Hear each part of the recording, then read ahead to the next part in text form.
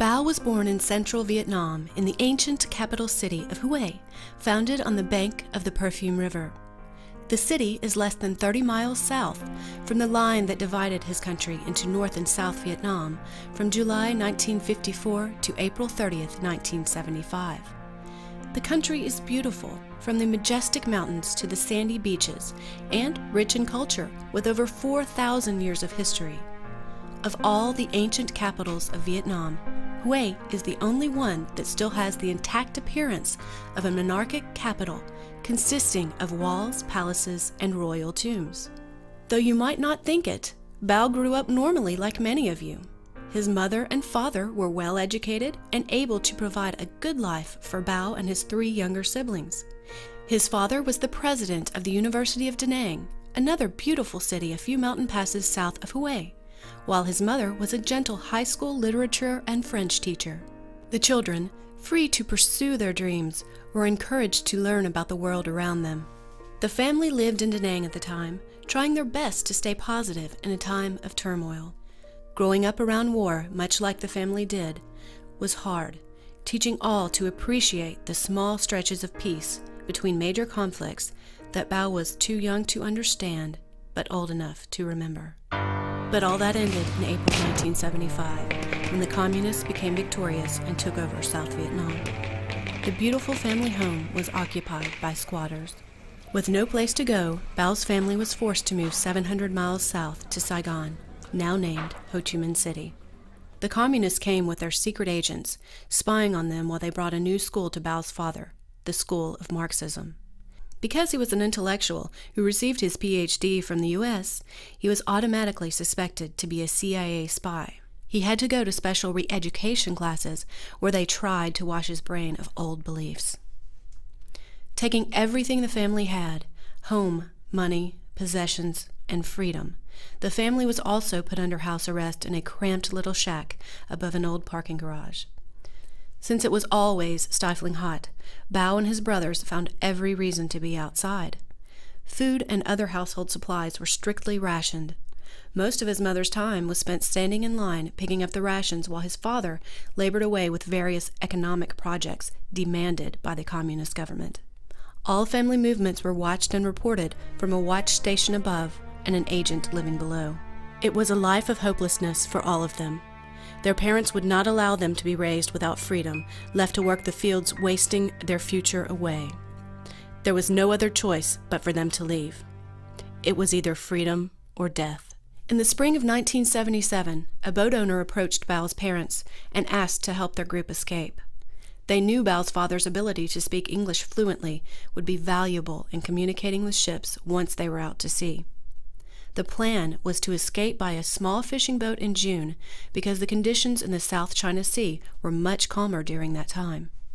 One late afternoon in June of 1977, as Bao's father was lying in bed sick with a high fever, his mother gathered the 3 boys together and told them it was time to make the escape. To avoid detection, Bao and his brothers went outside to play as they did every afternoon. The night brought heavy rain as Bao's mother walked quietly across the street and joined the children. In a rented pedicab, they rode to the boat owner's home on the outskirts of town. Bao's mother told them they were to stay there for the night. In the early morning, they were to follow a 12-year-old local boy to the bus station and catch a 5-hour bus ride to the coastal town of Phan Thiet. From there, they would catch a smaller bus to a fishing village called Mui Ne, about another 20 minutes north of Phan Thiet. She then kissed the children gently, promised to see them later the next evening, and left them to ponder their fates. Bao was 13 at the time. His brothers Quinn and An were only 12 and 11 respectively. The next day, the 3 young boys did as they were told and followed another they barely knew. It was a long day, but they reached Mui Ne in the afternoon, a beautiful fishing village with many colored boats and beautiful landscapes. Later that same day, his father's illness provided a good cover for his mother to pretend to look for medicine with his 9-year-old sister. Instead, they went to the bus station with the boat owner's wife. Later, his father quietly joined them at the bus station. Staying in 2 separate groups to avoid detection, they boarded the same bus and arrived in Mui Ne before dark. That night, the local boy advised them to take refuge at the cemetery nearby, so the locals would not suspect them until they were ready to leave for the beach. The children were spooked, sitting around in the dark amongst the silhouettes of the gravestones, the imagined ghosts of the dead watching them. After an hour or so, it was decided to go down to the beach and wait to escape there instead. The boat owner's family took Bao's sister with them so that his parents could pass as a couple sitting on the beach enjoying the evening. The plan was to have all the groups join on the beach around 8 p.m. and wade the shallow water to the boat anchored a short distance away. Waiting in the dark, without knowing where their parents and sister were, was an excruciating feeling for the boys. When they could wait no longer, they asked the boys to lead them to their parents. As the boys approached the water, they noticed a small group of people talking with hushed voices, and were elated to discover that it was their group, and the time had come to really escape. It was a large group for such a small boat, 12 adults and 8 children. All the children, except Bao, climbed inside of this dark basket boat as the group silently pushed it toward the escape boat, which was a short distance from the shore. The closer they drew to the boat, the more excited they became. Hanging on to the side of the basket boat, Bao's heart was pounding and his body was shaking with excitement and anticipation. He suddenly realized a sense of danger once he could no longer feel the sand under his feet. It was very dark. Only the dim light from the lantern on the boat shined the way. Once they reached the back of the boat, it became more hectic as people started to climb onto the area in the back. Suddenly, a loud splash was heard, and someone was swimming like mad and screaming between short breaths, "Help! Help! Escapees!" The person was the undercover agent sleeping on the boat at the time. Panic ensued. People were scrambling onto the boat. The lantern was knocked into the water. Darkness came. All the adults and children managed to make it safely onto the boat, except for Bao. In the confusion, he had lost his grip and started to sink into darkness. It was so dark he lost his bearing completely, not knowing which side was up. Suddenly, a firm hand of an angel pulled him by the arm out of the water. It was his mother. Amazingly, she knew exactly where he was, in the midst of confusion and darkness. The boat engine grudgingly came to life after several failed starts, and they were on their way to freedom. Completely exhausted, Bao and the other children fell asleep. When the morning came, his parents expressed their surprise and disappointment, because the boat was not the large seafaring one described by the boat owner. It was a very small fishing boat, no more than 25 feet long and 6 feet wide. The engine sounded more like a lawnmower, straining to push the heavy human load along. Some of the food and supplies were lost in the chaos the night before. The only water source was a rusty barrel, merely a third full. The boat had no functional radio, light, or compass. The only working compass was the tiny one dangling from his father's neck. On the first day, the escapees experienced the first elation of being rescued, then the sudden realization that they could die in the open ocean. In the morning, a large freighter was spotted steaming toward their direction. Everyone began jumping up and down, screaming, crying, and cheering, because this was what was expected after so many nights listening to the rescue stories on the BBC via shortwave radio. The elation was quickly extinguished once it was realized that the freighter had no intention of rescuing them.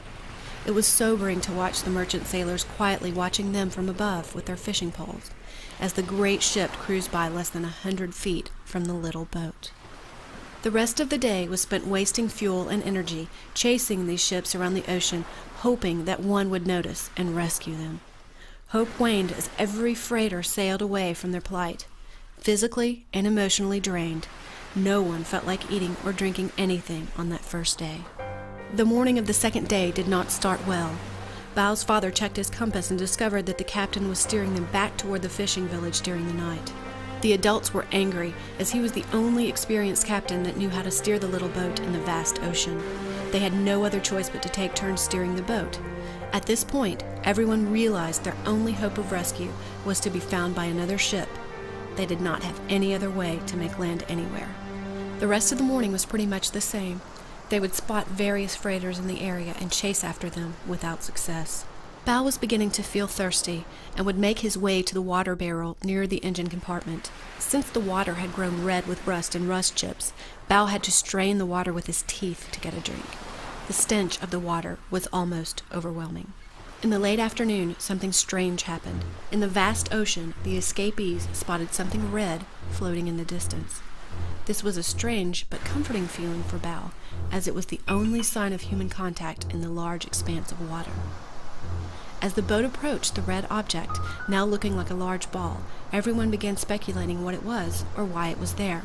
It seemed to stay in one place as a marker of some sort. The group decided that if they hovered around the ball, eventually someone would come back and pick it up. Another moment of realization came when it was decided to drop the anchor to wait. The anchor never reached the bottom. It was a sobering reminder that death was not far away. A leak had developed in the front of the boat.